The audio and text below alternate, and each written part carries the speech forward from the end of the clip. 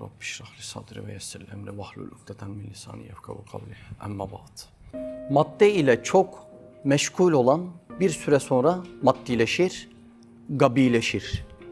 Artık şu kainatta alması gereken manayı alamaz hale gelir. Çünkü mesela kainatta gördüğümüz birçok şey Allah Azze ve Celle'nin mücessem ayetleri. Yani manayı Allah maddileştirerek yaratıyor. Sonra o maddeyi bize veriyor. Biz o maddeyle buluşup yediğimizde, içtiğimizde, kavuştuğumuzda yeniden şükredip o işi manevi bir boyuta taşıyoruz.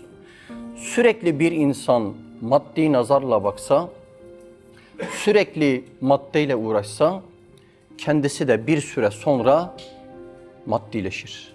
Allah muhafaza. Şimdi bu maddileşmenin devam eden serüveni çok tehlikeli olur. Hele hele gafletin hükümdar olduğu böyle bir dönemde insan manadan bu kadar uzak kalırsa Allah'ın ona ne demek istediğini de yakalayamaz.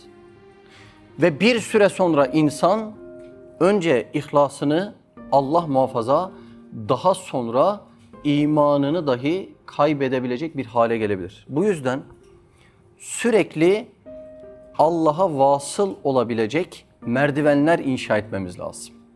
Her bir yeni nefeste, her bir yeni delilde, Ya Rab seni nasıl daha iyi bilebilirim? Burada yarattığın eylemde senin muradını nasıl anlayabilirim? Dünyada öyle yapıyoruz değil mi? Şöyle önem verdiğimiz bir insanın küçücük göz hareketinden bile gecelerce uyuyamıyoruz. Acaba ne oldu, darılttın mı? Bir büyüğümüz gelir, bir hamle yapar.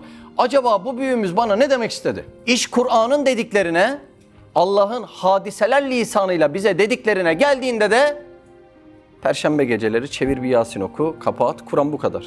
Ne kadar üzücü bir hal almış. Niye böyle oluyor? Sürekli maddeyle meşgul ola ola maddileştik. Bizim her nefeste Allah'ı tanıyacak, Allah'ı bilecek yeni bir merdivene ihtiyacımız var. İşte Risale-i Nur'daki 33.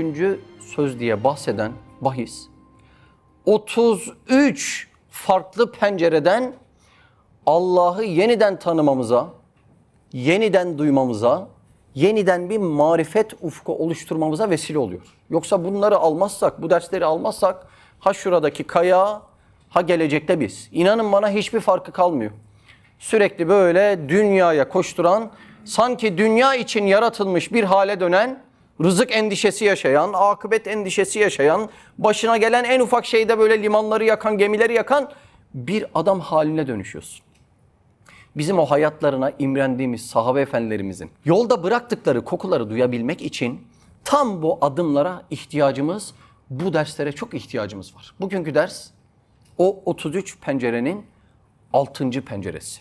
Hani biz diyoruz ya Allah alemleri yarattı. En çok nerede diyoruz bunu? Fatiha'da diyoruz.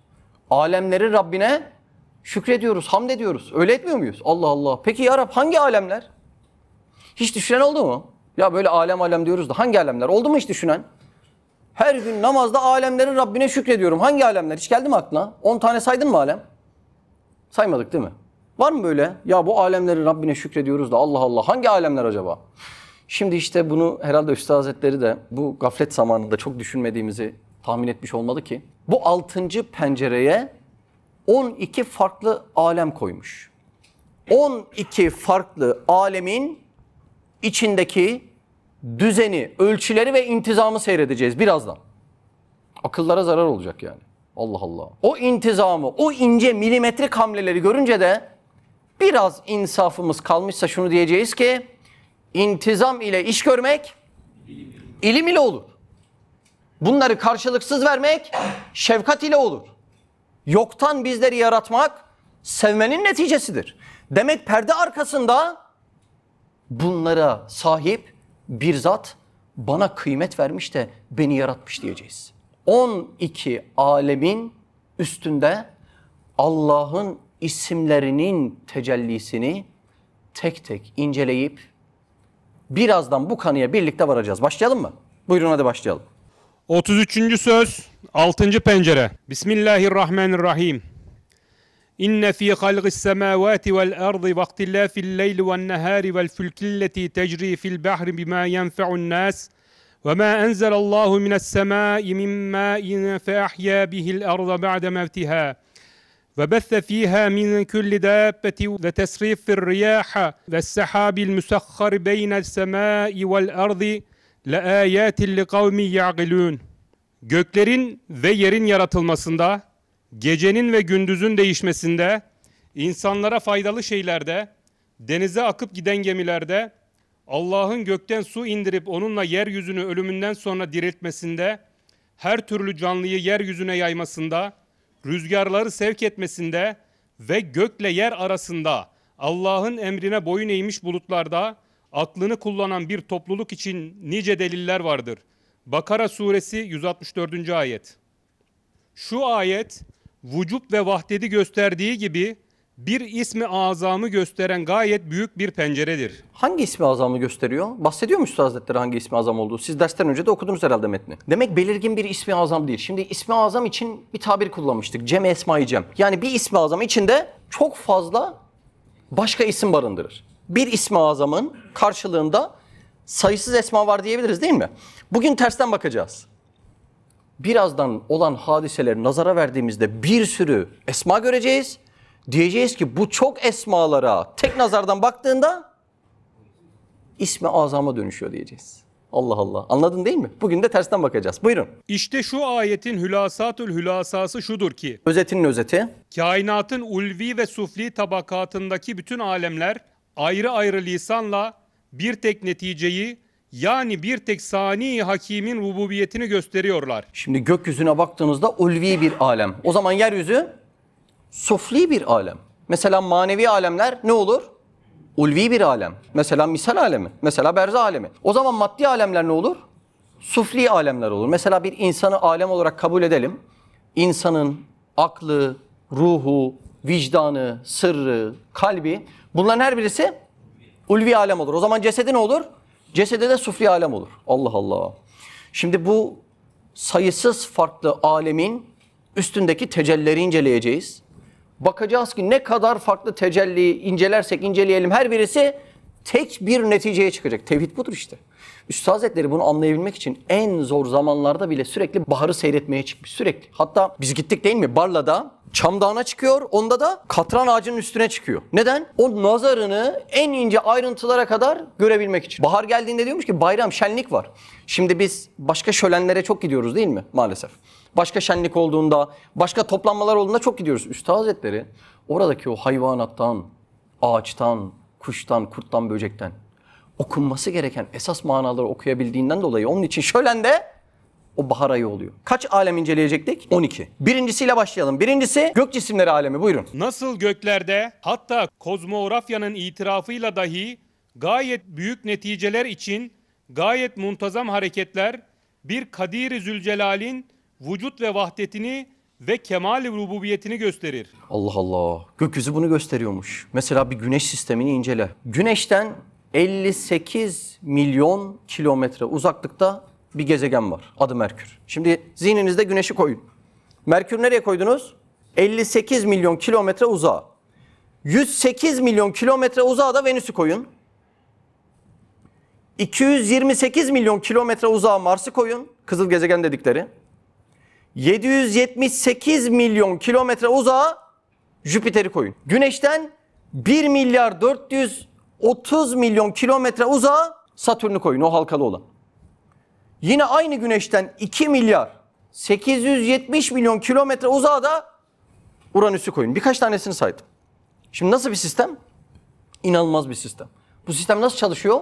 Kusursuz ve mükemmel bir şekilde çalışıyor. Peki nasıl oluyor? Denge şöyle. Güneşin kendi cazibesinden oluşturduğu bir çekim gücü var. Doğru mu? Ama güneş direkt çekse bunları yutacak. Onların da kaçması lazım. Onların da kendi hareketlerinden oluşan ne var? Merkez kaç kuvveti var. Güneş onları cazibe kanunuyla çekerken onların kendinde oluşturdukları merkez kaç kuvveti de dafiye oluşuyor. Yani güneş çekiyor, onlar itiyor. Ve bunun neticesinde milyarlarca gezegenin milimetrik hareketleri sağlanıyor. Allah Allah. Bak şimdi bu gezegenler daha yavaş olsaydı ne olurdu? Gezegenler daha yavaş olsa, yani güneşin çekmesiyle baş edemeselerdi, güneş her birisini yutar patlatırdı. Gezegenler daha hızlı olsa ne olurdu? Bu sefer de her birisi uzayın derinliklerinde dağılırdı. Nasıl bir denge var? Hassas ve mükemmel bir denge var. Bu denge, ben 5-6'sını saydım değil mi? Her gezegen için milimetrik var. Her gezegenin kütlesi farklı mı? Farklı. Bakın çekim gücünü bunlar etkiliyor değil mi? Hani diyoruz ya m1 çarpı m2 bölü d kare diyoruz. O arasındaki denkleme. Yani kütlesi önemli. Her birisinin kütlesi farklı. Her birisinin dönüş hızı o da farklı. Her birisinin mesafesi o da farklı. Yani o dengenin sağlanabilmesi için bunların her birisinde hassas ve milimetrik bir ayar yapılması gerekiyor. Peki bunların her birisinin kütlesine, mesafesine göre dönüş hızını belirleyen kim? Allah Allah. Bir dengenin varlığını kabul edip dengeyi verenin varlığını kabul etmemeyi nereye sığdıracaksın? Bizim elimize 10 bilye verseler, şöyle uygun yerlere at da ben onu da kabul ediyorum, yerde dursun deseler, çekim itim de yok yani. Biz 10 bilyeyi atıp onu sağlayamazken az önce saydığım o güneş sistemindeki 5-6'sını saydım ha, sayısız gezegenin içerisindeki bu muazzam dengeyi kuran kimdir? Nasıl bir ilim gerekir? Nasıl bir matematik gerekir? Nasıl bir kudret gerekir? Çünkü bunlar kendi kendine dönmüyor ki. Bir döndüren var. Bu eylemi bir yaratan var. Allah Allah. Peki nasıl bir merhamet gerekir? Bunların her birisi insanın hayatının devamı için. Bak düşünsene, Allah kainatları böyle yaratıyor. Bir insan beni tanısın, hayatı devam etsin diye. Sen de masada okey taşı vuruyorsun. Şu işle şu işin arasındaki fark Sera'dan Süreyya'ya kadar. Ne kadar enteresan değil mi? Yani demek bazı hallerimiz çok sufli, çok. Allah kainata bunca masrafı yapıyor. Beni tanıyın, kudretimi görün, isimlerimi anlayın diye. Biz ne yapıyoruz? Geçiyoruz bir tane masada vakit geçiriyoruz. Geçiyoruz ama ben dinlenemedim deyip uyku üstüne uyku. Gezegenlerin bu faaliyetlerin neticesinde bunlar çöp, senin dükkanın en önemli şey. Öyle mi? Öyle öyle. Amelimiz öyleyse olay öyle. Şimdi biz bunların hesabını vereceğiz ha. Ayet ne diyor biliyor musunuz? Geceyi gündüzü, güneşi ve ayı sizin emrinize verdi. Yıldızlar da onun emriyle emre hazır kılınmıştır. Şimdi nasıl emre verdiğini anladın mı? Şüphesiz bunda aklını kullanabilen bir topluluk için ne vardır? Ya ayetler, deliller vardır diyor. Allah Allah. Şimdi yokuştan aşağı bir araba gelse, siz arabanın içinde şoför olup olmadığını anlar mısınız? Anlar mısınız? Anlarsın. Nasıl anlarsın? Araba paldır küldür geliyorsa, oho bunun freni patlamış dersin. Araba ince ince hamlelerle kurtula kurtula geliyorsa ne dersin? Ya bunun içinde şoför vardı. Ya arabada bile bir şoförü kabul eden sen. Nasıl olur şu inanılmaz sistem içerisinde bir idare edici yok diyebilirsin. Kendi kendine olmuş diyebilirsin. Çocuk yetişse inanmaz değil mi? Şöyle bir sistemin kendi kendine oluşuyor. Mümkün değil ya. Allah Allah. Şimdi Uysuti diye bir yıldız var. Onu da bir inceleyelim mi? Uysuti yıldızı. Şimdi Naim Süleymanoğlu zamanın şampiyonu değil mi? Kendi ağırlığının kaç katını kaldırdı? Haberi olan var mı? 3 katı. Ne kadar tutabildi? Mesela bir yıl falan tutabildi mi? Mümkün değil mi? Anında şampiyonluk düdüğü çalınınca attı yere. Demek ki ağırlıkları kaldırabilmenin ötesinde bir olay daha var. Kaldırmayı devam ettirmek, sürekli hale getirebilmek. Şimdi kainatta 3 trilyon galaksi varmış. 3 trilyon galaksi. Kümenin adı galaksi. Her galakside takribi 100 milyar yıldız var. Kaldırılan şeye bakın. Nizamı ince ince milimetrik yapılan şeye bak. Sadece Samanyolu'nda bizim galaksimizde 400 milyar yıldız var. Şu az önce söylediğim ince, hassas dengeler ve ölçülerle idare edilen 400 milyar yıldız sadece bizim Samanyolu galaksimizde. Şimdi onlardan bir ikisini inceleyelim şöyle. Jüpiter gezegeninin içine kaç tane dünya sığıyor biliyor musunuz? Jüpiter'in içine 1000 tane dünya sığıyor. 1000 tane. Güneşin içine 1300 tane Jüpiter sığıyor. Uysuti dediğimiz yıldızın içine de 5 milyar tane güneş sığıyor. Subhanallah. Şu büyüklükleri yaratmak, bir sisteme bağlı idare etmek ve bir kere kaldır indir değil. Bunun devamlılığı ve sürekliliğini de sağlamak Allah aşkına ne kadar ilim ister? Sonsuz. Ne kadar kudret ister? Sonsuz. Her an ne kadar yaratma faaliyeti ister? Sonsuz. Bir de bütün bu faaliyetleri bir Soner, bir Sinan için yapıyorsa ne kadar merhamet ister? Sonsuz. Allah Allah. Adam kaç yıllık pilot, uçaklar yine de gökyüzünde koçbaşı gibi çarpışıyor. 2 tane uçak. Değil mi? Frekans ayarlamıyorlar, koçbaşı gibi çarpışıyorlar. Bu kadar gezegeni birbiriyle çarpıştırmayan, o nizamı milimetrik şekilde devam ettiren kimdir? Allah Allah. Birinci alem tamam. Neydi birinci alem? Gök cisimleri alemi. Biraz kafanız açıldı mı? Evet. Şimdi bir alem daha inceleyelim. İkinci alem mevsimler alemi. Evet, buyurun. Öyle de zeminde bil müşahede, hatta coğrafyanın şehadetiyle ve ikrarıyla gayet büyük maslahatlar için mevsimlerdeki gibi gayet muntazam tahavvülatlar dahi aynı o Kadir-i Zülcelal'in vücub ve vahdetini ve kemal-i rububiyetini gösterir. Allah Allah, mevsimlerde de bu varmış. Şimdi dünya güneşe en ideal uzaklıkta ve bu uzaklığının yanında 23,27 derece bir açıyla dönüyor. Yani şimdi şuna dünya desek şöyle bir açı var dönüşünde. İyi de neden var bu açı? Hem de milimetrik bir açı. Bak şimdi. Bu açı olmasaydı orta kuşak oluşmazdı. Mevsimler oluşmazdı. Ekvator sürekli yanardı. Diğer yerlerde sürekli donardı. Allah Allah. Şimdi mesela Merkür'ün eksen eğikliği adeta 0 derece. Bu yüzden orada mevsimler oluşmuyor. Şimdi ben tekrar sorayım. 10 tane bilyeyi yere atsak istediğimiz ölçüleri, dereceleri, açıları oluşturamayan bizler. Şuurlu olan bizleriz ya. Şöyle milimetrik hesaplar için nasıl bir ilim, nasıl bir kudret gerekli? Şimdi Allah'ın yarattığı alemleri inceliyoruz. 18 bin alem yarattığı söyleniyor Allah'ın. Biz 12'sini işleyeceğiz bugün. Bu alemlerin her birisi tek bir şeye işaret verecek ki bir tevhid deliline. Perdenin arkasında bir zat var diye. Şimdi bu gezegenleri düşünürken aklıma geldi mevsimler meselesinde. Acaba ay olmasaydı ne olurdu dedim. Çünkü dünyanın çekimini etkileyen bir şey değil mi ay? Dünyanın 84'te biri kadar olan ay, dünyanın çekiminde bir rolü var. Eğer ay olmasaydı dünya kendi ekseninde daha hızlı dönecekti. Bak ya, hesaplara bak ya. O zaman gün 24 saat değil de 8-10 saat olacaktı. Hava, kara, denizler arasındaki ısı değişimi inanılmaz seviyede olacaktı. Rüzgarlar şiddetlenecekti. Hatta hızı saatte 160 kilometreyi aşan standart rüzgarlar olacaktı. 160 kilometre. Arabayla gittiğinizi düşünün. Rüzgarın bu kadar şiddetli size geldiğini düşünün. Canlıların varlığını bu şartlarda sürdürmesi mümkün olmayacaktı. Bir de ayın meteorları savuşturma gibi bir özelliği de var. Bir de meteorlardan herhalde evden çıkamaz hale gelecektik. Şimdi ay dünyanın 84'te biri kadar kütleye sahip. Ve dünyanın bu eksen eğikliğinde ayın muazzam bir rolü var. Ayın olmadığı bir dünyada ya Merkür gibi olurdu, mevsimler yaşanamazdı, ya da Uranüs gibi olurdu, çok şiddetli mevsimler olurdu. Ve bugün dersi dinleyen bir İbrahim, bir Ozan aramızda olamazdı. Bu ince ayarları, hassas işleri yapan kimdir acaba? Böyle bir işe tesadüf kelimesini şey diyorsun değil mi? Ya o kelimeyi bana kullanmayın arkadaş. Şey gibi geliyor değil mi? Hakaret gibi geliyor ya. Bu kadar ince işlerde 10 bilyeyi sen atsan yerine kavuşturamazken bu kadar ince işlerde tesadüf kelimesi olmuyor ya. Gerçekten yakışmıyor. Zira intizam ile iş görmek ilim ile olur. İşin arkasında sonsuz ilim var. Sonsuz tercih etmek, sonsuz irade var. Sonsuz kudret var. Geçelim bir diğer aleme, onu inceleyelim. 3. Kara ve denizdeki hayvanlar alemi. Oradaki ince işleri görelim. Bir de oradaki yaratılışlara bakalım. Hem nasıl berde ve bahirde kemali rahmet ile rızıkları verilen ve Yani kara ve denizde rızık veriliyor. Şimdi mesela ben sofraya otursam, tam da sofraya oturduğumda tantuni konmuş sofraya. Allah Allah. Ya ucuna limon, tuz da attınız mı? Tam istediğin gibi. Biraz limon sıktık, biraz tuz da attık. Allah Allah. Ayran da var mı? Ayran da var. Kim yaptı bunu? Ya kim yapacak? Tesadüfen oldu. Ya şimdi şöyle bir tantuni ne var böyle değil mi? Tesadüfen. Şöyle muazzam bir tantuninin tesadüfen olma ihtimaline inanmazken. Nasıl yeryüzü sofrasında bin bir çeşit rızıklandırma faaliyeti tesadüfen olacak. Yani insan kendi başına gelene tesadüfe inanmıyor. Yeryüzünde oluşacak rızıklandırma faaliyetinde tesadüf diyecek, olur mu? Şu yeryüzü sofrasına bak. Bal arısı tatlandırıcı gibi.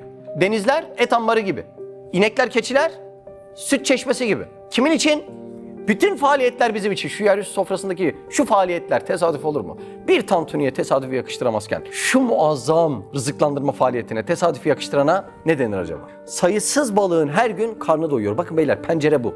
O balığın karnı doyuyor ya, Allah orada var demek. Pencere bu. Hiç böyle zahmetli, eğri büğrü düşünmeyin. O balığın karnı doyuyor mu? O ceylanın, o tavşanın, o minnacık bakterinin karnı doyuyor mu? Doyuyor. Demek ki orada Allah var. Bugünkü pencere bu. Bu faaliyeti gördün mü? Gördüm. O zaman Allah da var. Şimdi penguenlere bakıyorsun, rızıkları için, yavrularının rızıkları için koca kayalardan atlıyorlar değil mi? Yılana bakıyorsun, yılanın yediği iguana. Yengece bakıyorsun, yengeç de iguananın üstündeki ölü deriyi yiyor. Mirkete bakıyorsun, mirkette yengeci yiyor. Allah Allah. Yani her birine hem yediriyor hem de başkasına yediriyor. Yani şu döngüyü Allah aşkına nasıl bir usta kurabilir? Nasıl bir sanatkar bu döngüyü sağlayabilir? Muazzam bir şey ya. Şimdi tek rızıklandırma yemek mi? Hayır. Su. Suda rızık mı? Suda rızık, muazzam bir rızık ya. Allah Allah. Şimdi bizim eski ev 6. kattı. Dedim ki Mehmet yani sana ne kadar mesela su lazım? Mesela 200 litre su lazım. Mustafa abi yapıyor musun hesap? Evim kaçıncı kat eski evim? 6. kat. Şimdi 6. kata İbrahim ne kadar su lazım? 200 litre su lazım. Ben de 2 tane 10 litre kova alsam 20 ediyor. 10 kez benim o eve inçik yapmam gerekiyor. Bakın beyler, orta düzeyli 6 metre bir ağacın günlük ihtiyacı olan su 200 litre. Neresinde ihtiyacı var? Her yerinde. Yaprağının en ucuna kadar öyle bir hidrofor sistemi kurulmuş ki günlük 200 litre su oranın tamamına gidiyor. Akıl alır gibi değil. Şimdi 10 hektarlık bir alanda yaklaşık 400 tane ağaç vardır. Şimdi bu ağaçların su ihtiyacını buyurun hesaplayalım. Daha sonra da kaç ton tanker lazım? Kaç tane tanker lazım? Bu tankerleri sağlayabilecek firma bulabilir miyiz? Hadi bir arayalım. Bulduk, ona güç yeter mi? Para yeter mi? Haydi bunları bir organize edelim. Acaba işin içinden çıkabilecek miyiz? Az önce bahçeye indik, ağaç vardı ya böyle yaklaşık 6 metre bir ağaç. Dünyayla gittik, ağaçlar vardı bir sürü yaklaşık 6 metre. Günlük 200 litre suyu ona ulaştıran kimdir? Bu kadar şuurlu insanın toplanıp yapamayacağı bu faaliyeti en uçtaki yaprağın ucuna kadar ulaştıran Allah aşkına nasıl bir ilimdir? Nasıl bir kudrettir? Bir de ben böyle anlatıyorum ya, faaliyetin tamamını yaratan Allah. Yani o yaprağı da yaratan, suyu da yaratan, sistemi de yaratan. Yarattıktan sonra da kurup bırakmıyor. An ve an o milimetrik faaliyeti bizzat yaratan Allah'tır. Bizzat kurup bırakmıyor. Zaten bıraksa onda şuur olurdu değil mi? Şimdi böyle milimetrik işleri tesadüfe vermek ahmaklık olur değil mi? Buyurun devam edelim abi. Ve kemali hikmet ile muhtelif şekiller giydirilen Hem şekil giydiriyor, cihaz veriyor. ve kemali rububiyetle türlü türlü duygularla teçhiz edilen O cihazlara uygun ne veriliyormuş bir de? Duygular veriliyor, evet. bütün hayvanat birer birer yine o Kadir-i Zülcelal'in vücuduna şehadet ve vahdetine işaret etmekle beraber heyet mecmuasıyla gayet geniş bir mikyasta azameti uluhiyetini ve kemal-i rububiyetini gösterir. Allah Allah. Terbiye ediciliğe bak ya. Kuşa kanat takmış, uçabilsin diye kemiklerinin içine de boşluk bırakmış. Bizimki gibi iyilikle dolu olsa o kuş belki havalanamayacak. Balığı denize koymuş, bir de yüzebilsin diye yüzgeçler, kuyruklar takmış. Şimdi böyle bir faaliyeti kim yapabilir ya? Hem yaratacaksın hem de en uygun cihazları üstüne takacaksın. Bak bir iki örnek vereyim. Deniz atı. Şimdi bir deniz atı 1,7 santimle 35 santime kadar boy değişikliği var deniz atının. Şimdi belgesellerde izlediniz değil mi? Çok savunmasız gözüküyor deniz atı. Deniz atında birkaç savunma var. Mesela bir tanesi renk değiştirebiliyor. Diğer savunması çok faydalı değil ama saatte 1,5 kilometre hızı var. Kaçamaz değil mi? Çünkü küçük küçük kanatlar yaratmış Allah ona. Ama o küçük kanatlarla o kadar yavaş gitmesi sayesinde hiç geldiğini belli etmeden sudaki planktonları yiyor. Yani aslında yavaş olması onun rızkını garantisi oluyor. Ama yavaş olması, bir de savunabileceği bir sistem var mı deniz atında? Kuyruğunu vurdu, bir şey attı, asit attı, bunlar yok. O zaman çok savunmasız kalıyor. Bak şimdi savunmaya bak. Şimdi deniz atı böyle yerden giderken dil balığı, kumayı gömülüyor ya, dil balığı geliyor bunun kuyruğuna bir diş vuruyor. Ondan sonra bırakıyor. Deniz atı yerden kalkıyor, devam ediyor. Nasıl oluyor bu? İskelet, omurga sistemi kare yaratılmış tek varlık. Yuvarlak olsaydı, o kuyruğundaki omurga yapısı yuvarlak olsaydı, diş değdiği anda o kırılacaktı. 4 tane L'den oluşan kareden oluşuyor. Şöyle. Isırıldığı anda o L'ler iç içe giriyor. Omurgayı koruyor. Diş deniz atının üstünden çekildiği anda geri eski haline dönüyor ve yoluna devam ediyor. Silah verse belki bu kadar koruyucu olamazdı. Darbeyi alıyor, kalkıp yoluna devam ediyor. Omurga yapısında hiçbir bozukluk olmadı. Şimdi yeni teknoloji robotlarda denedikleri bu. İnsanlar için ihtiyaç olan kemik yapılarında denedikleri sistem bu. Ya bu nasıl konulabilir? Şimdi biz şuurluyuz. Bak burada kaç tane ilimle bilimle uğraşan arkadaşlarımız var. Mühendis arkadaşımız var, doktor arkadaşımız var. Ne arkadaşlarımız var. Dışarıdaki fabrikalarda uğraşan arkadaşlarımız var. Böyle bir teknolojiye inince niye şaşırıyoruz yani? Madem o kadar basit aklımıza gelseydi ya. Akıl alır gibi bir şey değil. O kadar küçük bir deniz atına bunu koyacaksın. Bir örnek daha vereyim mi? Bombardıman böceği var, bombardıman böceği. Su kenarlarında yaşıyor. Boyu ne kadar biliyor musun? Tırnak kadar. Böyle kabadayı bir böcek yok. Böyle herkese dikleniyor, herkese atar gider yapıyor. Allah öyle bir mekanizma koymuş ki bu bombardıman böceğine. Düşmanı yaklaşıp tehlikeyi hissettiği anda biber gazı gibi.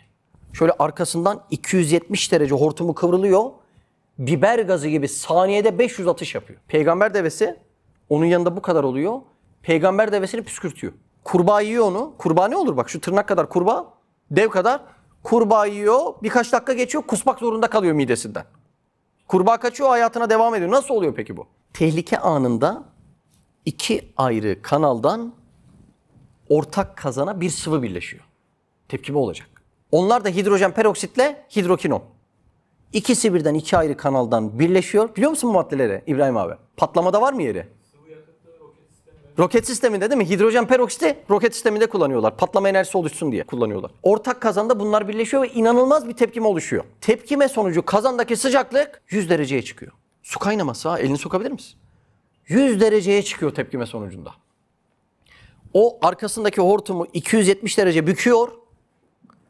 Saniyede 500 atım, yoksa kendisini vuracak. Saniyede 500 atım, atımların teki saatte 36 kilometre hız. Şimdi böyle bir sistemi biz toplanalım, kurmaya çalışalım yani. Çünkü değil mi? Yeryüzünde düşünebilen bizleriz yani. Allah aşkına bu böceğin içine kim takmış? Hangi tesadüf? Ya onun da tesadüf artık değil mi? Yani çok basit kelime ya. Onu kullanmaya gerek yok yani. Şu hikmetin perde arkasındaki zatı bir düşün ya. Tırnak kadar böceğe taktığı savunma mekanizmalarına bakar mısın? Bazen kitap okuyorum, bakıyorum bir hareket olmuş, bir harf mi oynadı diyorum. Şöyle bir böcek. Ya arkadaş bunun soluk borusu nerede? Bunun hayatı nerede? Bu nereden besleniyor? Nereden rızıklandırılıyor? Hayret verici bir şey. Bir belgeselde öyle olmuş. Denizin karanlık bölgeleri var ya artık ışığın gelmediği. Oraya kadar iniyor bir dalgıç. Artık bir aletle iniyor herhalde Allahu alem. Orada bir böceğin oraya uygun bir yosunu yediğini görüyor ve gözyaşları içerisinde anlatıyor bunu yani. Nasıl olur oradaki böcek aç kalmaz diye. Oradaki o böceği yaratan kimse belli ki o yosunu yaratan da odur. Şu tevhid deliline bakar mısın? Şu uyumluluğa bakar mısın? Allah Allah. Bazen böyle bir konu oluyor, bir şey anlatıyoruz. Karşıdaki arkadaş diyor ki abi tam kalbimin ilacı oldu diyor. Ben bilmiyorum ki senin kalbinin ilacını. Ama kalbini acıtanla beni konuşturan aynı Allah. Ben onu biliyorum. Şu uyumluluklardaki tevhid deliline bakıyor musun? Şurayı anlasan, milimetrik hesapları anlasan başına bir olay mı geldi? Geldi. Çok mu kötü gözüküyor? Çok kötü. Şuralarda işlem hatası yapmayan Allah hayatında bir hesap hatası yapar mı? Mümkün değil. Buraları anlasak rahatı kalple Allah'a ne olacağız? Teslim olacağız ya. Ya Rabbi ya senden geldi senden. Ben biliyorum. Sen atomun hesabını yanlış yapmıyorsun ya. Şunun olaylara bak. 18 bin alemin 12'sini konuşuyoruz. Şu olaylara bakar mısın Allah aşkına? Geçelim mi diğer aleme? Buyurun hadi bitkiler alemi. Öyle de bağlardaki muntazam nebatat ve nebatatın gösterdikleri müzeyyen çiçekler ve çiçeklerin gösterdikleri mevzun meyveler ve meyvelerin gösterdikleri müzeyyen nakışlar birer birer yine o sani hakimin vücuduna şehadet ve vahdetine işaret etmekle beraber külliyetleriyle gayet şaşalı bir surette cemali rahmetini ve kemali rububiyetini gösterir. Şu bitkiler ve meyveler alemini bir inceleyelim ufaktan. Dikkatler burada değil mi? Üstad Hazretleri diyor ki herkes bu derslere müşteridir ve müşteri yalvarmalı diyor. Ne gördün de üstadım yalvarmalı diyorsun ya. Nasıl ihtiyacımız olduğunu fark etmiş demek. Yalvarmalı diyor yani. Bu dersler öyle elzem ders. Şimdi bitkiler, meyveler alemini bir inceleyelim. Brezilya'da bir papatya açsa, Urfa'da da başka bir papatya açsa, ben diyorum ki iki papatyayı da yaratan aynı Allah. Nereden belli? Ne zaman ekersen ek, açılış tarihleri aynı, oradan belli. Niye aynı açılış tarihleri? Farklı farklı açılsın, daha güzel olur. Yani gülü bir mevsim görmeyelim de her mevsim görelim. Olur mu? Olmaz. Niye olmaz biliyor musun? Aynı tarihte açmazlarsa üreyemezler, nesilleri biter. Farklı tarihlerde de eksen aynı tarihte açılacak. Onların tozlaşan polenlerini aynı türün farklı fertlerine, aynı türün. Kestane çiçeğiyle başladıysa onunla devam. Papatyayla başladıysa onunla devam. Aynı türün farklı fertlerine arılar konacak. O tozları ayaklarına yapıştıracak. Yapıştıran tozla başka bir papatyaya gidecek. Onu aşılayacak ki nesilleri devam etsin. Farklı tarihlerde ekilseler bile aynı tarihte açmasalar üreyemeyecekler. Nasıl bir alem? Bak bir parçası, bir penceresi abi. Bitkiler, meyveler aleminin bir penceresi. Bir de o kadar enteresandır ki öyle bir oksijen üretiyorlar ki ölürken bile oksijen üretiyorlar. Hem de neye göre biliyor musunuz? Atmosferdeki gaz dengesine göre. Mesela atmosfer gaz dengesinde karbondioksit artışı olursa nefes alışları artıyor ki karbondioksiti alalım, oksijeni verelim. İyi de mübarek hangi cihazla ölçtün? Sen atmosfer tabakasındaki bu gaz dengesini, bu incecik hesapları, oksijen hep %21.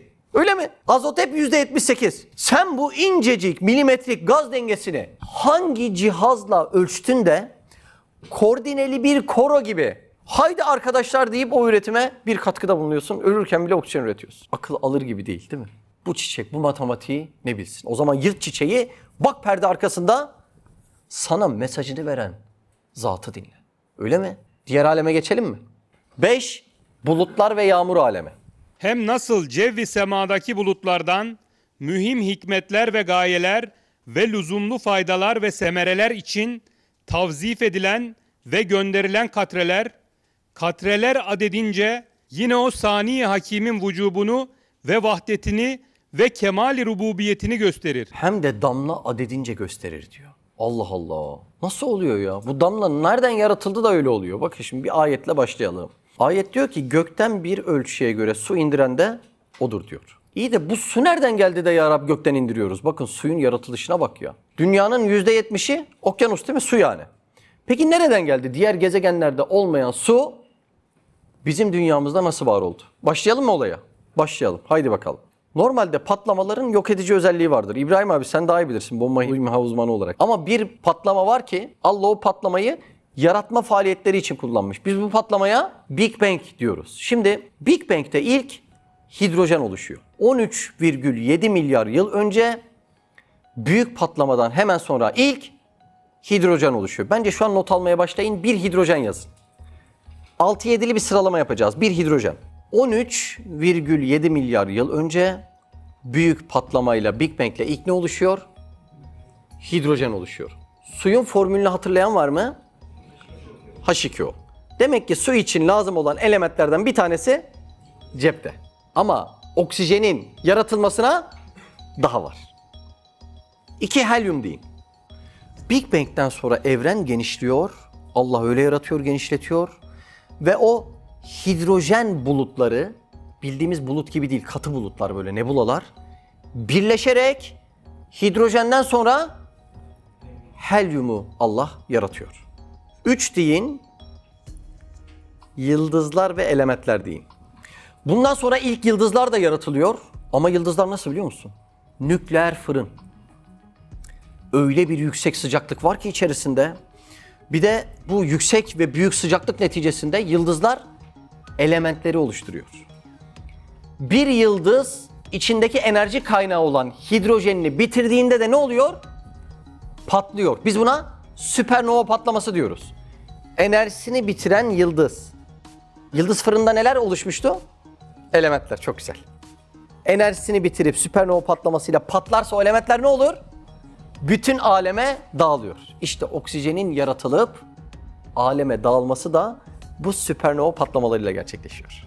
Yeni maddeye suyu ekleyebilirsiniz. Bu yıldızların patlamalarıyla çok farklı dediğimiz bulutlar yani nebulalar oluşuyor ve bu nebulaların sıkışıp birleşmesiyle artık hidrojen ve oksijen birbirine kavuşuyor ve su oluşuyor. Uzaydaki bu toz bulutlarından yani nebulalardan güneşi de yaratıyor Allah. Daha sonra güneşin etrafında kayalar ve oluşan su ama buz parçası halinde. Kayalar ve buz parçaları milyonlarca yıl boyunca dönmeye başlıyor. Yaklaşık dünya ve diğer gezegenlerinin bu dönmenin oluşumu 20 milyon yıl diye bahsediliyor. O sırada dünya oluştuktan sonra nasıl bir halde biliyor musunuz? Sürekli yanardağlar patlıyor, sürekli magmalar akıyor ve sürekli gök taşları dünyayı dövüyor. Hatta gök taşlarının dünyayı dövmesiyle demir oluşuyor. Ve enzelna hadid de diyor işte biz demiri İndirdik. Ya Rabbi biz çıkarıyoruz. Nasıl indirdiniz? İndirdik. Yani dünyayı biz göktaşlarıyla döve demiri indirdik. Bakın madenlerin oluşumuna bakın. Şimdi dünyada bir problem var. Dünyaya o su parçaları da geliyor.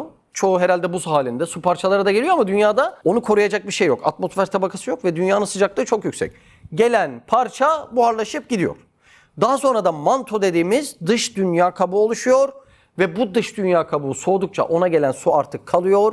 Ve dünyada atmosferin de korumasıyla su artık yerleşmiş oluyor. İşte 3/4 su olan dünyada suyun yaratılma faaliyeti böyle oluyor. Bu su bombardıman dönemi dediğimiz, hani su geliyor gidiyor dedik ya. Su bombardıman dönemi dediğimiz döneminde 4,5 milyar yıl öncesinden 3,8 milyar yıl öncesine kadar tamamen sürdüğü söyleniyor. İnanılmaz değil mi? Akıl alır gibi değil. Dünya ilk sıcak haldeyken kalsaydı ve bu su bu şekilde taşınsaydı buhar olurdu, hiçbiri kalamazdı. Venüs'ün yerinde olsaydı bütün sular buharlaşıp uçacaktı.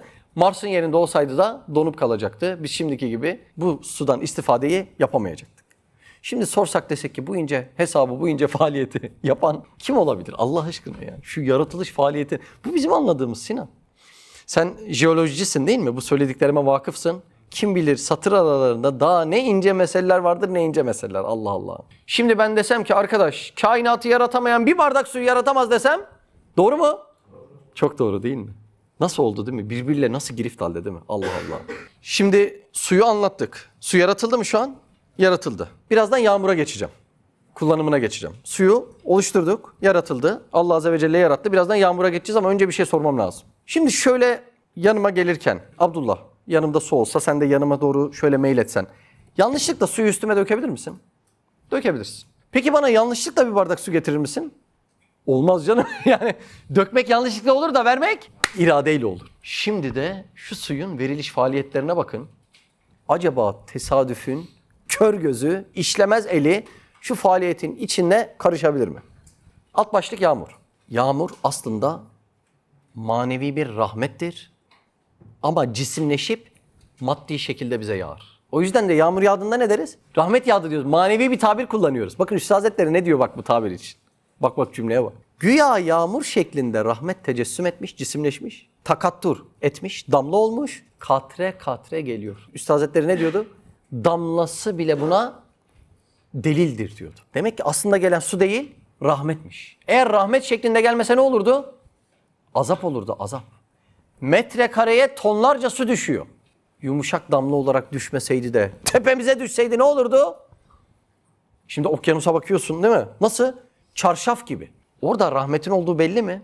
Belli. Azap olsaydı tsunami'ye dönseydi bak bakalım bir nefes alabilecek miydik? Bizim arkadaşa bir ara çiçek suladı dedik de tazikli tabancayı almış. Çiçeklerin her birisi mefta. Her birisini suladı güya iyilik ediyor ama rahmet altında ne yaptı? Perişan etti. Aynı şekilde su bizim tepemize gelseydi tazik tabancası gibi ne olacaktık? Bitmiş halde olacaktık. Allah Allah. Bir de suyun denizden buharlaşma serüveni de çok enteresan. Su buharlaşırken tuzu denizde bırakıyor. Yani saf halde buharlaşıyor. Buluttan bize gelen yağmur ne halde geliyormuş? Saf halde. Tuzlu halde gelse ne olurdu biliyor musun? Bütün orman yanıp kavrulurdu. Peki o damlalar tepemize inerken şimdi havadaki sürtünme kuvvetiyle belli bir katsayı yakalıyor. Ondan daha hızlı bir halde inemiyor değil mi? O sürtünme katsayısı da havada olmasaydı inen yağmur mermi gibi. O ebabil kuşları taş atıyor ya onun gibi. Şuradan girer, buradan çıkardı. Allah Allah. Şimdi su yaratıldı. Bütün mevcudat suyu bekliyor. Ağaçlar suya muhtaç, insan suya muhtaç, çiçekler suya muhtaç. Allah Azze ve Celle yarattığı suyu denizden buharlaştırıyor, kaldırıyor. Kaldırdıktan sonra buluta bindiriyor. Bulutu da rüzgara bindiriyor. Her birini tek tek böyle sağar gibi, sıkar gibi tane tane paraşüte bindiriyor. Tam adrese teslim. Ağacın yaprağını incitmeden üstünde. Bir insanın kafasını incitmeden kafasının üstünde. Allah Allah. Operasyonda kimler var? Operasyonda güneş var, bulut var, rüzgar var, deniz var. Göle de inmiyor, çöle de inmiyor. Tam dağın başına ihtiyaç olan yere iniyor. Allah Allah. Bu ekip çalışmasını kim ayarlamış? Bir iş yaptıracağımız zaman 5 arkadaş işin içine girdiğinde o ekip çalışmasını yaptırırken perişan oluyoruz. Böyle muazzam bir ekip çalışmasının arkasında kim var? Sebeplerin hepsi şuursuz ama neticelerin hepsi şuurluysa perde arkasında iş gören şuurlu, sonsuz ilim, sonsuz kudret, sonsuz merhamet sahibi bir zat olmak zorunda. İrade kullanmadan, isteyerek yapmadan şu bir bardak suyu getiremezken az önce anlattığım faaliyetler tesadüfün işi nasıl olabilir? Mümkün değil mi? Allah Allah. Başka bir aleme geçelim. 6. Dağlar ve madenler alemi. Öyle de zemindeki bütün dağların ve dağlar içindeki madenlerin ayrı ayrı hasiyetleriyle beraber ayrı ayrı maslahatlar için ihzar ve ittiharları, Neyin altındaki madenlerin? Dağların altında madenler biriktirilmiş. Devam et abi. dağ metanetinde bir kuvvetle yine o sani hakimin vücub ve vahdetini ve kemal rububiyetini gösterir. Dağların altında ne birikmiş? Madenler. Demir madeni, bakır madeni, su madeni, gaz madeni, petrol madeni, kömür madeni, mermer madeni, tuz madeni, elmas madeni, altın madeni. Allah Allah. Gümüş madeni. Şimdi yıllar öncesinden birisi bu madenleri istifleyecek. Nereye? Dağın arkasına. İleride de insanlık şu noktaya gelecek, mühendisler bunları keşfedecek, sonra da kullanacak diyecek. Nasıl bir iş ya?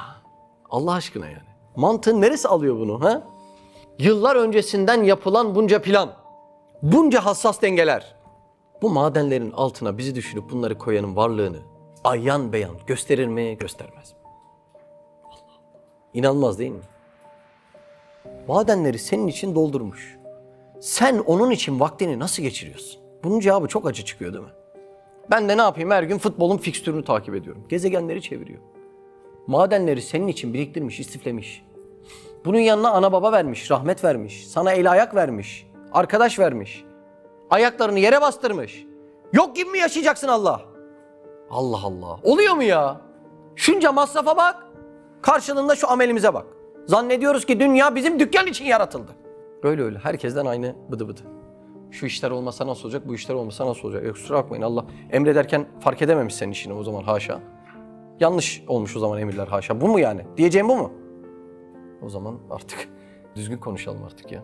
De ki yani doğrular bunlar, ben de yetişmeye çalışacağım inşallah. De ki bari doğrular bozulmasın. Doğru mu? Şu yapılan masrafa bak. Niçin yapıldı bunlar? Kendini tanıtmak istiyor.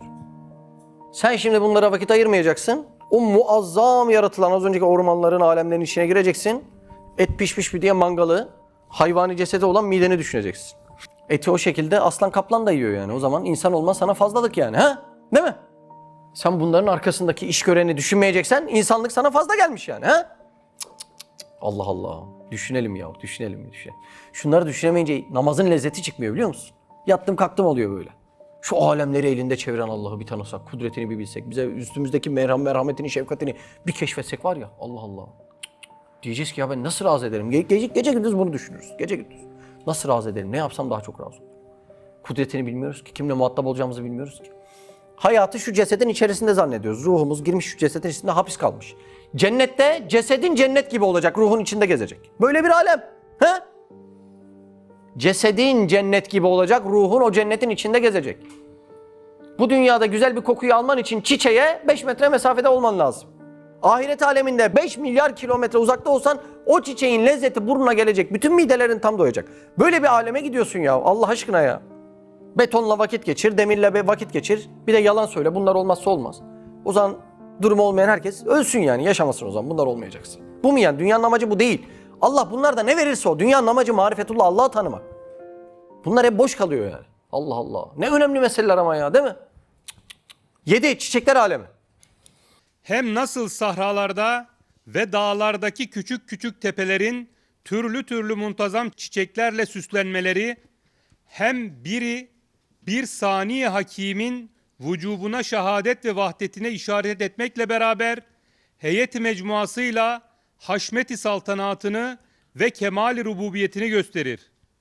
Şimdi Kur'an'ın amacı bizdeki ülfet perdesini yırtmak. Çünkü ülfet perdesiyle Allah'ı bilmeden gittiğinde çok ağır hesap çıkacak ortaya. Şimdi biz yıllardır elmayı ağaçtan kopardık. Sonra biri dese ki bu elmayı ağaç mı veriyor? Öbürü der ki ya birader kafayı mı sıyırdın? Tabii ki ağaç veriyor. Ne verecek? Ağaç araba mı verecek sana? Aslında araba vermesi daha mantıklı. Hiç değilse insanın kendi iktidarıyla yapabildiği bir şey. Elmayı biz iktidarımızla da yapamıyoruz. Yani ağaçtan araba çıksa biraz daha şaşırtıcı olur ama elma çıkmış. Laboratuvarlarda yapılamayan bir elma çıkmış. Şimdi bizde ülfet olmuş bu. Sürekli aynı işi yapa yapa. Allah aşkına hiç sıradan gelmesin. Anormal bir durum. Şimdiki şuurumuzla Allah bir anda dünyaya gönderse, bir de bahara denk getirse. Bir bakacaksın bütün ağaçlar gelinlik giymiş gibi. Üstlerine elmalar asılmış, karpuzlar asılmış, değil mi? Armutlar asılmış. Allah Allah ya Rabbi, bu gelinliği kim giydirdi diye ararsın. Dünyada su içmeyi, yemek yemeyi unutursun. Şu bahar şenliğinde bu ağaçlara bu gelinlikleri kim giydirmiş diye aramaya başlarsın. Niye? Ağacın çekirdeğindeki program, çekirdeğinde şu kadar, hard diski bu kadar, çekirdeğindeki program 600 yıllık koca çınarın ne varsa içinde tamamı var. Ama ağaçta kalem yok. Elmadaki tat ağaçta yok, ağacın dili de yok. Elmada vitamin, mineral var, ağaçta bunu yapacak kimya laboratuvarı yok. Elmada bir koku var, Allah Allah, o bahçelerin içerisinde uyuyasın geliyor, ağaçta burun yok. Allah aşkına bu kadar yokların içerisinde bir düşün. Sebeplerin alayı şuursuz ama neticeler mucize ve şuurluca. Demek perdeyi bir yırtsan perde arkasında icraat sahibi muazzam bir zat var ve sana kendini tanıttırmak istiyor. Sen Allah'ı tanıma işinden önce neyi koyarsan koy, ömür sermayeni ve hayatını israf ettin demektir. En büyük delil de sahabe efendilerimizin hayatlarıdır. Onlar marifetullah ufkunun, Allah'ı tanıma meselesinin önüne hiç ama hiçbir şey koymamışlar. O zaman senin koyduğun hepsinin adı bahanedir. Çok önemli mesele. Çok önemli. Bir insan marifette bir diğerine şu kadar bir nefes fark atsa o fark ömür boyu kapanmayacak. Ezel ebed arasında 60 yılım var. Bu kadar. Yaşlar gelmiş ortalama 40'lara. Kaldı 20. 6000 gün. 6000 gün mü kaldı? 6000 gün kaldı. Bir hesapla bakalım ne kadar uykuda, ne kadarı yolda, ne kadarı şunda geçiyor. 1000-2000 günün kalmış elinde ya. Allah aşkına ya. Bunu da Allah için kullanmasak biz nasıl hesap vereceğiz yani? 6000 günlük dünya için koştur. Ahirette zaten anlayacağız. Bu denilenleri anlayacağız. Ama orada anlamak para etmeyecek. Olay burada, anlamak burada. Evet. İnanılmaz olaylar. 8. Yaprak çeşitleri alemi. Öyle de bütün otlarda ve ağaçlardaki bütün yaprakların türlü türlü eşkali muntazamaları ve ayrı ayrı vaziyetleri ve cezbekarane mevzun hareketleri yapraklar adedince yine o sani hakimin vücubu vücudunu ve vahdetini ve kemal-i rububiyetini gösterir. Allah Allah, yaprak adedince. Hem de eşkali farklı. Biz tesbihatta öyle diyoruz ya, biadedi evrakıl eşcar. Normalde varak yaprak demek. Evrak, varakın çoğulu. Yapraklar. Neyin yaprağı? Eşcar ne demek? Eşcar da şecerenin çoğulu. Şeceratün, ağaç. Eşcar, ağaçlar. Evrakıl eşcar. Ağaçların yaprakları adedince. Allah Allah, neymiş bu yaprak ya? Şimdi yaprak topladığı ışığı içindeki minnacık odalarına hapseder. Yaprağın olayı burada başlıyor bak. Yaprağın içinde küçücük odacıklar var. Yapraktaki kloroplastlar ışıktaki fotonlarını adeta elleriyle o odalara atıyor. Sayısız. O küçücük odalarda fotonlar çarpıyor. Güneşin ışığının enerjisi açığa çıkıyor. Bak şimdi. Işığın içindeki bu enerji neye dönüştürülüyor? Şekere dönüştürülüyor. Şeker ne demek biliyor musun? Bitkinin tek gıdası. Hayvanın tek gıdası. İnsanlığın, uygarlığın tek gıdası. Öyle. Çikolatadan başka şey yemeyenler var aramızda değil mi? Şekere bu şekilde dönüştürülüyor. Bak şimdi. Bu yaprak buymuş. Bir de yaprak o kadar enteresan ki tuzlu veyahut kurak bir toprakta kalın olur, ince dar olur, mumlu ya da dikenli bir yapıda olur ki suyu güneşle terk etmesin. Çünkü güneş çok vurursa buharlaşacak. Aman ben suyumu vermeyeyim. Böyle bol sulak yerlerde ise tam tersi olur. Geniş, yaprak incecik, ucu böyle çok serbest, naif olur. Niye? Bu sefer de fazla suyu rahat vereyim diye. Bak şimdi. Bu yaprakların altında da stomalar var. Stomalar da bu sefer aşağıda başka bir görevi görüyor. Karbondioksiti alıp oradaki özel hücrelerle hapsetme görevi geliyor. Daha sonra bu karbondioksitler neye dönüşecek? Fotosentezle oksijene dönüşecek. Yaprak, Allah'ın 1001 ismini tanıtan bir kitap. Şimdi bir örnek vereyim tam açılsın. Şeker pancarı yaprağı. Bu şeker pancarının esprisi gövdesinde mi, yaprağında mı, fabrikasında mı? Hangisinde? Yaprağında. Onun fabrikası, üretim yapılan fabrikası değil. Şeker pancarının fabrikası yaprağında. Bak şimdi. Yapraklar güneş enerjisini alıyor, fotosentezle enerjiye çeviriyor. Bak nasıl oluyor? Havadan karbondioksit geliyor mu? Geliyor. Topraktan su geliyor mu H2O? O da geliyor. Güneş ışınları altında birleşiyorlar mı? Birleşiyorlar. Ne oluyor biliyor musunuz? İlkokulda bildiğimiz glukoz var ya. Glikoz yani şeker ve oksijen bu şekilde üretiliyor. Allah Allah. Canlılar için tek enerji kaynağı şu bahsettiğim. O güneşin ışını yapraklarda glukoza çevriliyor, glukoza. Bir kimya laboratuvarına gidelim, karbondioksitle suyu birleştirelim, glikoz yapmaya çalışalım. Glikoz yapılamıyor. Ama yaprak bu iki molekülü klorofilleri sayesinde alıyor ve Allah'ın yaratmasıyla glikoza yani şekere, enerjiye çevirebiliyor. Allah Allah. Bizim asıl üretime koyduğumuz kökü ise sadece depo. Yani o bitkinin fabrikası yaprakları. Dışarıda onu bizim bildiğimiz normal üretim şekere çeviren fabrikaya bile bu kadar imrenirken, şöyle eğri büğrü duran o yaprağın içinde oluşan şu sistemin çıktığı fabrikaya bir insan nasıl hayret etmez? Zaten yanından geçip bakıyoruz ya, vuruyoruz tekmeyi. Bir kere de şöyle yırtalım, maddeten değil manen yırtalım. Ve yaprağın arkasındaki bu muazzam işleyişi sahibi kimdir diye merak edelim. Akıl alır gibi değil mi? Bizim karıştırdığımızı Allah yaratıyor ya. Ya sen söylerken karıştırıyorsun ya. Olaya bakar mısın Allah aşkına ya? Şimdi beni laboratuvara soksalar ne olacak ya? Buradan şeker çıkmaz, limon çıkar yani. Ha? Söylerken karıştırıyoruz. Ya bu an ve an yaratılıyor. Daimi yaratılıyor. Hem de geçerken yanından bakmadığın yaprak var ya, o yaprağı o fabrika yaratmış Allah. Güneşin fotonlarını alıyor, şekere ve oksijene çeviriyor. Ya bu olacak iş değil. Yani az önce konuştuğumuz yasalar içerisinde de yaprak bunu yaratamaz. Yaprağa sebep olarak bunlar giriyor. Yaratılış bizzat Allah'ın elinden dönüyor. Yoksa aynı elementleri alalım, laboratuvar ortamına gidelim, bitsin bu iş. Olmuyor arkadaş. O şöyle arkadaşına ikram ederken attığın, böyle dişledikten sonra çöpe fırlattığın elma üretilmiyor ya. O elmayı üretemiyorsun. Yani bu yaratılış var olan sebeplerin çok üstünde bir olay. Anlıyor musunuz demek istediğimi? O yüzden perdeyi yırtmak zorundasın. Çünkü o şuursuz neticeleri ne kadar birleştirirsen birleştir, böyle şuurlu bir iş ortaya çıkmıyor. Mümkün değil. Ben diyorum ki 18.000 alemde bu yaratılış faaliyeti devam ediyor. Bu nasıl bir kudret? Böyle bir Allah'a de ki ben sana secde etmiyorum. Biri öyle diyor ya yani. İnsanın varoluş tabiatı için yani onun yerde eğilmesi karakterine zarar verici bir şey. Olur mu ya? Bu kainatın sahibinde secde etmek insan için en büyük şereftir. Şu acizliğe bak, şu kudrete bak, şu merhamete bak. Bir de tutmuş beni yaratmış. Ya Rabbi, yani ne ihtiyaç vardı haşaya? Şurada bir makam görüşmesine giderken onu telefon açıyorsun. Beni yaratmış, şah damarından da yakın. Seninle konuşuyorum diyor ya. Ya Rabbi, biz kimiz yani bizi yarattın? O kadar mı değer verdin? O kadar değer vermiş. Beni yaratmış, sevdiğim ne varsa onu da yaratmış. Bir de diyor ki bunlar bir şey değil, gölge bunlar. Sen bir de cennette gör diyor. Bu Allah'a secde etmeyeceksin ha? 2 kuruşluk adama ceket ilikliyorsun. Ne yaratmış arkadaş? Cennetin var, cehennemin var. Ha? Neye korkuyorsun, neyine seviyorsun? Ha? Cenneti yok, cehennemi yok. Ha? Karnı ağrıdı mı kıvrılan adam. Bu adama gömlek ilikliyorsun sen. Kainatın sahibi seni de yaratmış, secde etmiyor. Ya bu normal mi? Normal mi yani? Çok üzücü bir hal ya. Böyle bir Allah seni davetine çağırıyor. Gel, aynı o sahabenin yürüdüğü yoldaki gibi adımlara bas diyor. Bahanelerin bitmiyor. Şu işim, şu gücüm, şu önemim. Cahilliğimiz bitmiyor ya. Ne engel. Canlarını bile feda etmişler. Allah'a vasıl olabilmek, onu tanıyabilmek, onu anlayabilmek için. Bakın şurada birazcık tanımaya çalışıyoruz. Resulü Kibriya Aleyhisselatü Vesselam ne demiş biliyor musunuz? Ma arafnâke hakka marifetke ya maruf.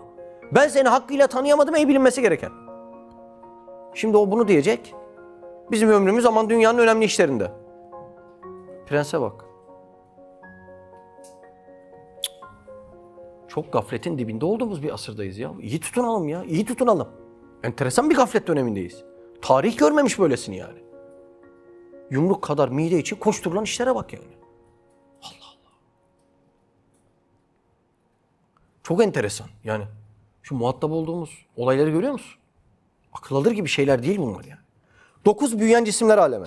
Hem nasıl bütün eczam-ı namiyede büyümek zamanında muntazaman hareketleri ve türlü türlü alat ile teçhizleri ve çeşit çeşit meyvelere şuurkârane teveccühleri, her biri ferden ferda yine o sani hakimin vücubu vücuduna şehadet ve vahdetine işaret eder.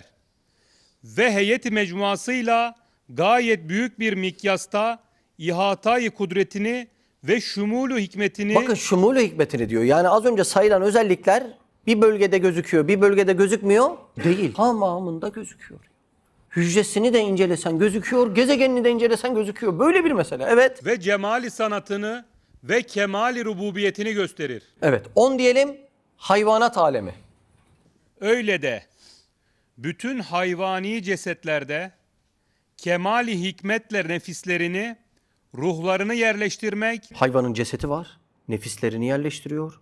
Bir de ruhları ilikliyor oraya. Allah Allah. Evet. türlü türlü cihazat ile kemali intizam ile teslih etmek, Ne demek teslih? Silahlandırıyor bakın. Az önceki bombardıman böceğini, o deniz atını, onları bir hatırlayın. Evet. türlü türlü hizmetlerde kemali hikmetle göndermek, hayvanat edince, belki cihazatları sayısınca yine o sani hakimin vücubu vücuduna ve vahdetine şehadet ve işaret ettikleri gibi heyet-i mecmuasıyla gayet parlak bir surette cemali rahmetini ve kemali rububiyetini gösterir. Yaratmakta kalmıyor, faaliyetlerini de sağlıyor. Bir de cesedi nasıl verdiyse ruhu da ona uygun veriyor. Şimdi o aslanın cesedine bak. Tırnaklar, pençeler, o ağız yapısı, kürkü, heybeti. Dersin ki bu saldırır arkadaş dersin. Tanımasan da öyle dersin. Öyle değil mi? Ruhu da cesedine uygun. Şimdi o aslana ceylan ruhu giydirseydi ne olurdu? Şöyle seken bir aslan düşün. Peki ceylana aslan ruhu verseydi Allah ne olurdu? Ya tam uygun ya. Annemde İran kedisi var. Tipine bak, kibrini anlarsın. Çok kibirli. Sevdirmez etmez. Ama tipini bakınca da o suratına tava yemiş gibi olan var ya. Aynı ya. Aynı böyle gözüküyor yani. Ya bu kendini sevdirmez dersin. Kedicik pisi pisi falan de miyav der arkasını dönüyor. Bir de kuyruk sallıyor ki öyle sorma yani. Bir görsen dersin ki ya bunun tipiyle ruhu aynı dersin ya. Allah Allah. O kadar enteresan ki. Çok ilginç yani. Tam onlar da birbirine uyumlu yaratılmış. 11.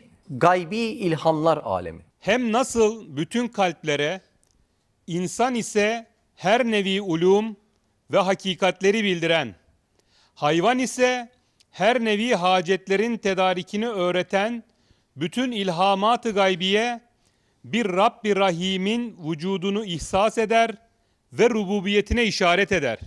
İlham ne demek biliyor musun ilham? Ne demek ilham? Allah'ın kalplerle konuşması demek. Bu ilham kelimesizdir. Şimdi kalbe ait her şey kelimesizdir. Mesela kalp kelimesiz sever, kelimesiz korkar. Sen desen ki ya o saati niye seviyorsun diye ondan sonra akılla düşünüp anlatmaya çalışıyorum. Ama dikkat et çoğu zaman anlatılan kelime kalbin sevgisi veyahut korkusu yanında çok eksik kalıyor. Üstad Hazretleri bir yerde diyor ki latifeler için. O inceler ki akla gösterilmez diyor. Anladınız mı şimdi cümleyi neden öyle dediğini?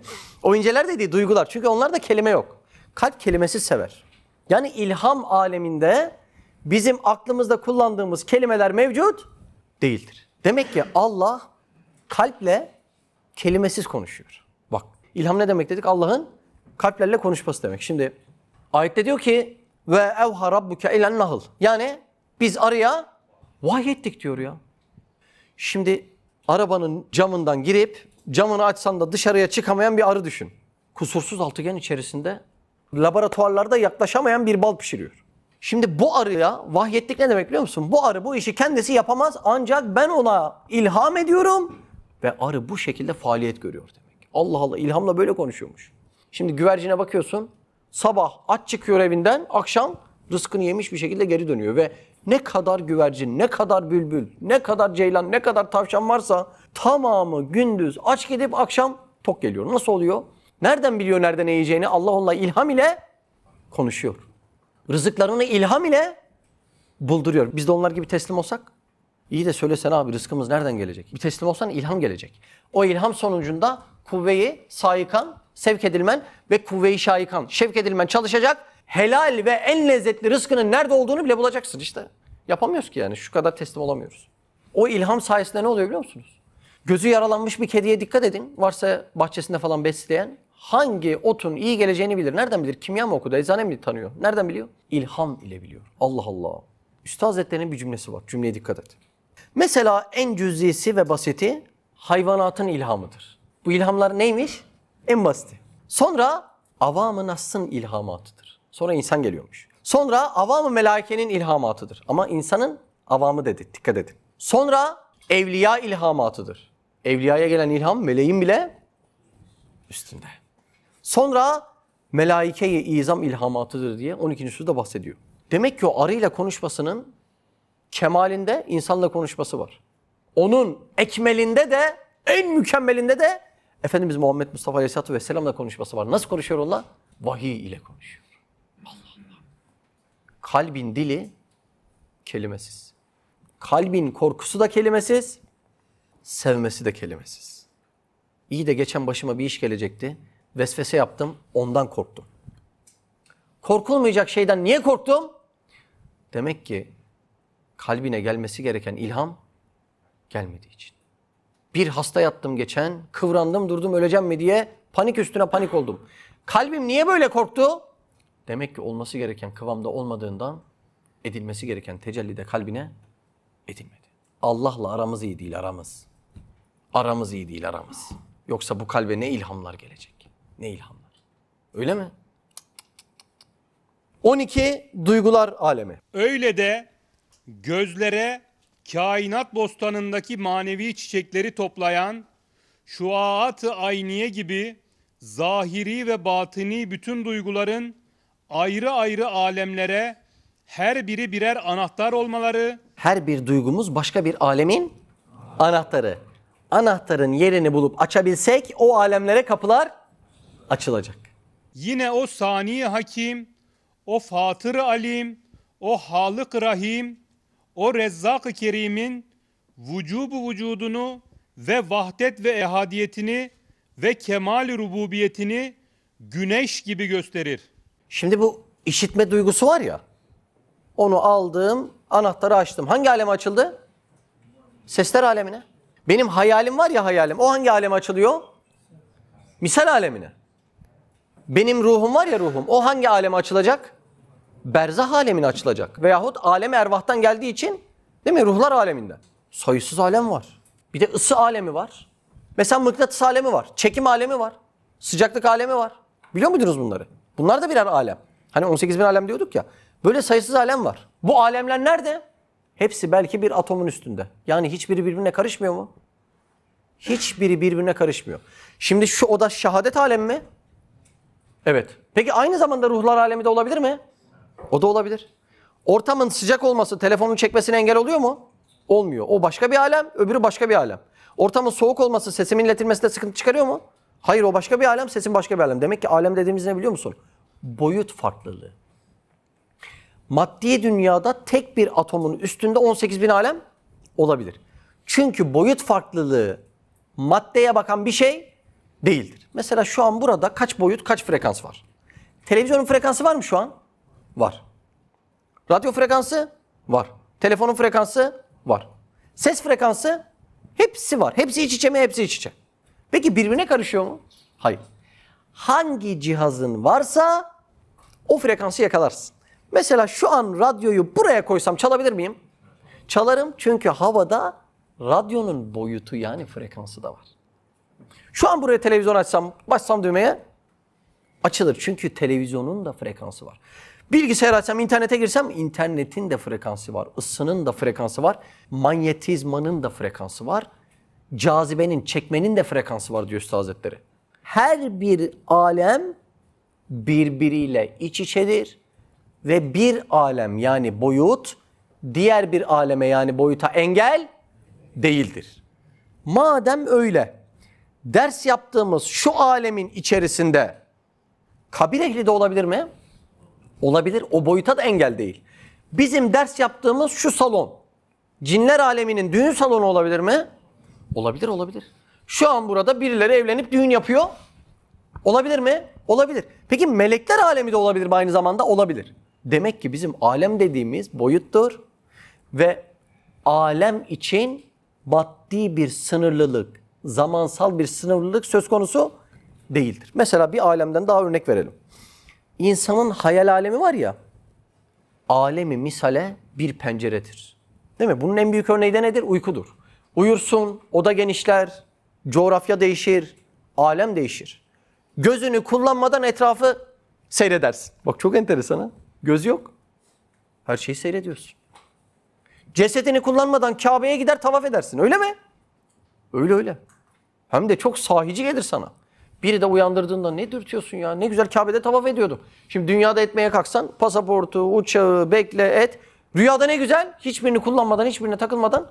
Bak bu anlattıklarım var ya cennetin bile yamacından gelmez. Öyle düşün yani Allah Allah. Demek ki maddiyattan çıkıp maneviyata yaklaştıkça zaman farkı, mekan uzaklığı, büyüklük, küçüklük diye kavramlar söz konusu değil. Allah Allah. Şimdi kabir deyince hep mezar aklımıza geliyor ya. Demek ki mezarın aklımıza gelmemesi lazım. Nasıl rüyanın yatakla alakası yoksa kabrin de mezarla alakası yok. O alem değil mi? O zaman alemi berzah tam neresi oluyor? Kabristan mı alemi berzah?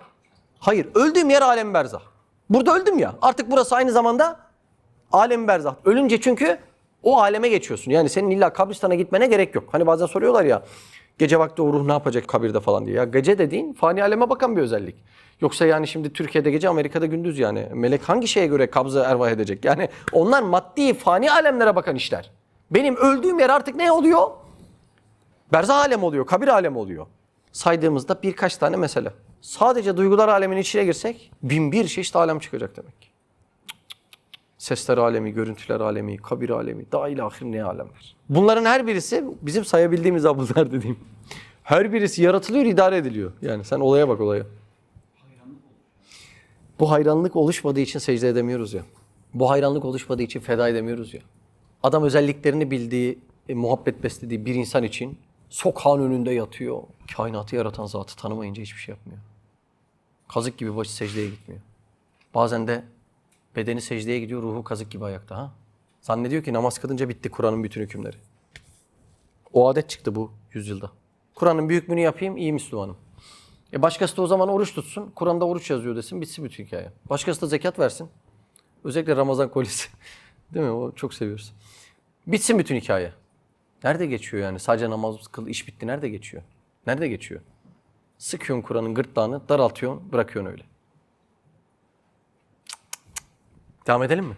İşte şu yukarıda geçen 12 ayrı ayrı pencerelerden Her bir alem pencereymiş. Bir de anahtarı doğru kullanıp içinden girebilsek var ya şu alemlerin. Evet. 12 vecihten bir pencere-i azam açılıyor ki 12 renkli bir ziya-i hakikat ile Cenab-ı Hakk'ın ehadiyetini ve vahdaniyetini ve kemal-i rububiyetini gösterir. Bu kadar gösteriyor da damla damla biz niye göremiyoruz? Şiddeti zuhurundan. Güneşe baksan göremiyorsun ya, niye göremiyorsun? Şiddeti zuhurundan. O kadar çok nimet ve mucize var ki şiddeti zuhurundan gözükmüyor. Ya öyle diyor ya, cihan ara cihan içredir, arayı bilmezler. O mahiler ki balıklar ki derya içredir, deryayı bilmezler. O balık bile yüzdüğü denizi bilmez diyor. Niye? Her yeri suyla kaplı olduğu için. Ne zaman anlıyor? Çıkınca fark ediyor. Çırpınmaya başlıyor. Ne olur beni oraya geri koyun. Biz de inşallah çıkınca kabirde anlamayız. Çırpınmayız inşallah. Ne olur geri koy diye. Olay bu dünyada bu nimetleri fark etmek. Ya çok ucuz yaklaşıyoruz. Çok. Çok umursamaz davranıyoruz. Çok. Buyur abi. İşte ey bedbaht münkir, şu daire-i arz kadar, belki medarı senevisi kadar geniş olan şu pencereyi ne ile kapatabilirsin? Ve güneş gibi parlak olan şu madeni nuru ne ile söndürebilirsin? Ve hangi perdeyi gaflette saklayabilirsin? İnsan iyi kötü bir yaratıcıyı kabul ediyor. Müşrikler de ediyor mu? Ediyor yani. Lat menat uzza diyor ama Allah da var diyor. Deizm meizm bir şeyler söyleniyor. Onlar da kabul ediyor mu? Var diyor, bir yaratıcı var da diyor, işte şöyle böyle bir şeyler söylüyor değil mi? Allah Allah. Herkes iyi kötü bir yaratıcıyı kabul ediyor. Sorun nerede? Şirkte, şirkte. Bir Allah var diyor ama huzuru şunlardan alırım, rızkı bunlardan bulurum diyor. Sorun nerede? Şirkte. Modern cahiliye yaşıyoruz ha. Mekke'den hiç de uzaklara gitmeyin yani. Modern cahiliye yaşıyoruz. Bir Allah var diyoruz ama hayatımızın hiçbir yerinde tesiratı yok inandığımız Allah'ın. İşte bu 33. söz dersleri bizi Bu şirkten temizlemek için var. Şu kudrete bak. Her şey nizamına, bilimine dert etme. Sen sadece doğruyu yap. Müslüman için olması gereken bu. Şirkten alınmışlık o demek. Okuduğun doğruları hikmet perspektifinde yaparsın ve neticeyi düşünmezsin. Neticeyi düşünmek bize haram yani. Bu dersler bizi bundan kurtarıyor. Allah Allah, ne kadar ince hesaplar var değil mi? Bir gün böyle biriyle konuştuk da dedi hocam düşün insan dedi kafayı yer dedi. Aksine düşünmeyen kafayı yiyor. 20'li yaşlarda başlıyor, 30'larda şiddetleniyor, 40'a geliyor. Artık gaflete düşeceği bir alan da kalmamış. Kendini uyutamıyor bir genç gibi yani. Mesuliyetler var, sorumluluk var. Sürekli oradan oraya gidecek. Asıl düşünmeyen kafa yiyor bunları. Allah bunları düşünelim diye altın tartan terazi vermiş, kömür tartıp duruyoruz. Bu hesapları yapabilelim diye o ameliyatlarda kullanılan incecik neşter vermiş, odun kesip duruyoruz. Altın tartan teraziyle kömür tarttık. İncecik iş yapan neşterle koca ağaçları kestik, bütün cihazları bozduk. Bir şey gördüğümüzde de oradan Allah'a vasıl olamıyoruz işte. İşte bu dersler inşallah bunları tamir edecek. O yüzden çok elzem. Bu dersleri biz Hayal Alem YouTube kanalında sıralı ve seri şekilde yapıyoruz. Bu ruhumuzu örmemiz lazım.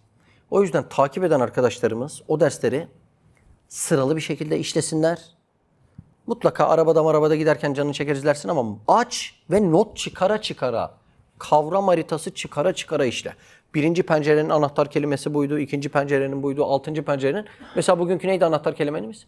12 alem. 12 alemde Allah'ın kudretini, ilmini, ismi azamını müşahede ettik. Allah Allah. O yüzden mutlaka bunu bu şekilde çalışmak lazım. Yoksa bu hayatın amacına varamayacağız. Ahirette de tonla pişmanlık yaşayacağız. 40 yaşında bir adam için ortalaman 60 yaş desen kalmış 6000 gün. Böyle geçmez bu hayat, böyle geçmez. Ayılmamız lazım. Bu dersleri çalışmamız, günlük okumaları yapmamız ve mutlaka ilim amel içindir. Bunları amel etmemiz lazım. Kim gibi? Sahabe gibi yapacağız. Kim gibi olacak? O yüzden hizmet etmek lazım. Dışarıdan bazen videolardan sadece böyle ders yapıp dağılıyoruz gibi gözüküyor. Öyle değil olay. Asıl olay böyle bunları anlayan keyfiyetli arkadaşları yetiştirmek. Yoksa yani Mersin'de mücadele edip koskocaman bir medrese, İstanbul'da mücadele edip koskocaman bir medrese. Bunlar gaye olmazdı. Açardım bir oda, videonu çeker, giderdin. Olay orası değil. Olay böyle diz dize, göz göze bir şekilde bu ilimleri alma çabası. Bunlar iman ilmi. Olmazsa olmaz ilim yani. Şu ilim olmadıktan sonra ibadetin bile içinde ihlas olmayabilir. Çok dikkat edelim. Çok dikkat. Yani geçerken de bir ders dinleyeyim değil, hayata adanacak meseleler bunlar. Bilginiz olsun. Subhaneke la ilme lana illa ma allamtena inneke entel alimul hakim ve ahiru davana elhamdülillahi rabbil alemin. El Fatiha mesela.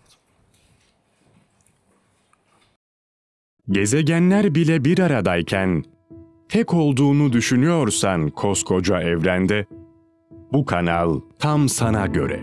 Bu video YouTube kazanında kaybolmadan senin gibi başkalarına da ulaşabilmesi için desteğe ihtiyacı var.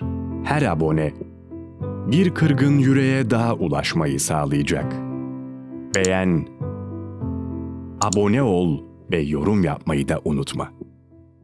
Siz de Hayalhanem İstanbul ve diğer tüm projelerimize destek olmak için buradaki linke tıklayarak online bağışta bulunabilir veya aşağıdaki iletişim numaralarından bizlere ulaşabilirsiniz.